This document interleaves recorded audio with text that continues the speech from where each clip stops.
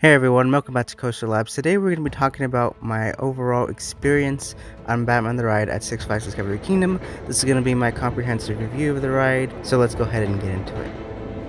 So this, if you don't know, Batman the Ride is the SNS 4D free spin, the only 4D free spin that was added to the Six Flags chain in 2019. So they actually began construction this same month, but it kind of progressed in different steps. So they demolished the entire go-kart track within like a day or two. It was gone, absolutely gone within, I believe, the month of September. By the end of September, early October, it was gone. I don't remember the exact date. But after that, they started moving dirt, they started, at least pouring footers and things like that, and they started bringing in rebar and all that other stuff to get it together. And then after a couple months, it kind of just sat there a little bit. We were waiting for some parts. It did get some track in early on, I believe in March, but they didn't actually start constructing until later on. It did later go vertical, I believe in April, if I remember correctly, or maybe even sooner than that. I don't remember exact dates. I really should know this, but I don't offhand. After that, it actually the entire ride itself like went up within like less than a month. It was kind of nuts. Like they went vertical, then they had a couple of days in between where it was not much work. I guess maybe they had a holiday. They were trying to schedule stuff, and I think they bring in a different crew for each different type of thing. They bring in a separate crew for the footings and for the land work, and then they bring in a separate crew that's probably contracted from SNS, or a crew that's done all the installations of the Six Flags chain and the 40 free spins to come actually set up and put together the ride. They later on got the cars, and then the same day, within hours of getting those cars, they actually started testing with weight. And so when you're walking into the park, it's actually it's a big ride. It's 121 feet, I believe, is the size of the envelope, and size of the ride, including the envelope. It's a very nice looking ride. Like some people were saying, oh, it's just gonna be the standard yellow, and it's just gonna be black. The black is more of like a charcoal, I guess you could say. It may just be the sunlight or something like that, but the track is worded a little bit different. So it's not just a standard yellow that you would get. It's actually more like a yellowish orange, like a gold a little bit. It's not shiny. It doesn't have like a sheen to it, but it's a different color. It's definitely not yellow. So now we're gonna get on to my favorite part, the queue experience. Now in the animation, they did show that it was going to be a Batman theater, and that didn't happen. They also did show that the ride was gonna be facing a different way. Ended up being that it was a slightly different queue building, or completely different queue building. Instead of having a separate little building, like a little stand for a gift shop, the gift shop was part of the queue building. It's just separated by a wall. Gift shop is on the left, Cuban is on the right. You enter through the right hand side. Obviously under the big kind of like iron Batman sign. It's very nice.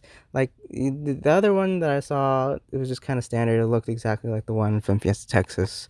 It was a Batman theater, kind of similar thing. Nothing completely special, completely different. But this one actually I like it. It's slowly growing on me. When you enter into the queue building, if you're on the standard queue, you're going to be entering to the left, and you'll be taking through the queue. It's regular switchbacks, and you've got like some schematic drawings of the ride and some of the vehicles on like this like nice transparent plexiglass with like blue lights inside of it, and it looks really nice. It's not like crazily themed, but it's really good for a Six Flags park. It's the standard stuff that we've seen at Fiesta, Texas, so it's pretty much the exact same thing. The only difference is that you'll also be taken next to the cabinets with Batman's weapons and his suit. Now that's where it's a little bit different. They don't actually have the suit yet, I think. I'm not sure if they're gonna get one or if they're just gonna stick with what they have. They instead have like a 7-foot screen. It's not like a projected screen, but it's like a regular LCD. But if you go through the right hand side, when you enter, that will be your flash pass and your ADA entrance. You're going to see the dashboard, I guess, or the control center, not for the ride, but just kind of a fake kind of control center for Batman and his stuff and his controls. And you've got the hologram, which we've seen at some of the other Six Flags parks, and we've got like a bunch of screens and a bunch of lights and little buttons like that. They don't really do anything. They're just for theme, but it looks good. I think it looks good. They all flash not just on. And so then if you are in the standard queue, you're going to be entering, and you're going to be passing the Batmobile, which is going to be to your right. You're going to enter or pass behind it, and then if you're in the ADA or flash pass entrance, you're going to be passing in front of it, and the Batmobile is going to be to your left.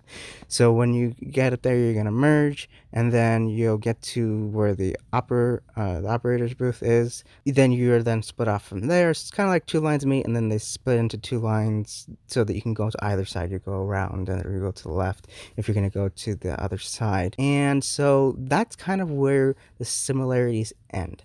So compared to other free spins, and I've ridden the one at Six Flags New England, and I presume they're pretty much the same because Six Flags New England is known for their good, I guess, service and things like that. But my God, they have done a fantastic job at Batman the Ride at Discovery Kingdom. They have bins, there are no lockers. It's a miracle! It's a miracle! It's a miracle tonight! It's a miracle! A miracle! And they are fast. They are fast.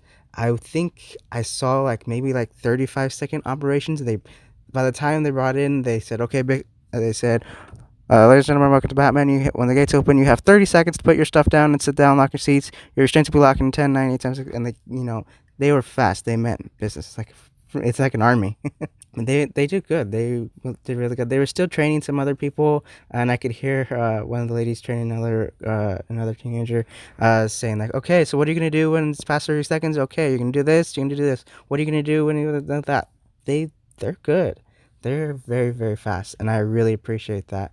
So to the ride operations managers and of course the ride ops and attendants, thank you guys so much for your help, because I mean, if people for some reason harp on Discovery Kingdom for bad operations, even though I've never actually seen bad operations. That I got on 4 or 5 rides, I think, and I had a flash pass. I don't think that it would have been a longer experience. Like, I probably could have gotten in like 2 or 3 rides if I just took the standard queue, because it moves pretty fast. They, at the end of the day, did not have a full queue at all. The queue building was empty because they were going so fast. Now, on to the experience. So when you board into the car, I should also mention they were running all 5 trains or all 5 cars the other day when I went. This may be because they're all new, so they don't need maintenance yet. But I think car 5 was having some trouble, so they might have to take that one off later on. When you get into the car, they'll sit you down really quickly. They'll put on your seatbelt. You gotta kind of really quickly toss your stuff out to the side near the exit gate. If there's cubbies there, you put it in there. Make it back really quickly. Now the one thing I do notice is that it kind of, when people are getting off from their ride to get their stuff, they kind of block the other people trying to get on the ride to put their stuff in. So that kind of could be a problem. Maybe they could find a way to pass through. And so then, if you are on the side facing out of the park, I think that is a little bit more intense than the other side that faces the inside of the park. Now this one does have more fins, and it depends obviously on your weight distribution and several other factors like the temperature and the fin placement and where you are in the car. So they've got a lot of variables in this, which makes it a very rideable coaster. And I thought it was really good. I thought it was a great experience. So needless to say, it's not like it is a very kind of weak ride. It's very intense depending on where you are and how much you weigh and the placement of the fins and things like that. So it's not gonna make you sick. I will tell you that it's not gonna make you sick. But it was a very enjoyable ride, and I like the unpredictability of it.